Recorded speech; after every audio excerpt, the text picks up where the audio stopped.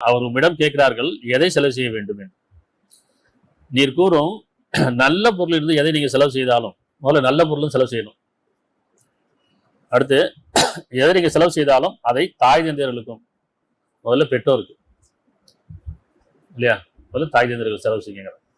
அவங்களுக்கு செலவு செஞ்சாங்கல்ல, உங்க பெற்றோர்களுக்கு 10 மாதம் சுமந்து பால் ஊட்டி சீராட்டி உங்களை ஒரு ஆளாக்கி இருக்கிறாங்க, உங்களுக்கு குடும்பம் ஆக்கியிருக்கிறாங்க. ஆனால் யாரும் பெற்றோர் கவனிக்கிறதே இல்லை இல்லையா. வளர்ந்தாச்சு, படித்தாச்சு, சம்பாதிக்க ஆரம்பிச்சாச்சு, குடும்பம் அமைஞ்சு போச்சு, ஆனால் பெற்றோரை கவனிக்கிறது இல்லை. கேட்கணும், அவங்க கேட்டால் தான் கொடுப்போம், அதுதானே. கேட்டாலும் எனக்கே செலவு சரியா இருக்குது, ஜாஸ்தியாக இருக்குது, எனக்கே செலவுக்கு பத்தலை எங்கள் அளவுக்கு. உங்கள் பெற்றோருக்கு உங்கள் பங்கை மறந்து விடாதேங்கிறான். உன்னால் முடிஞ்ச அளவுக்கு கொடு, இல்லைன்னு சொல்லாத. அதுதான் முதல் தர்மம், சரியா.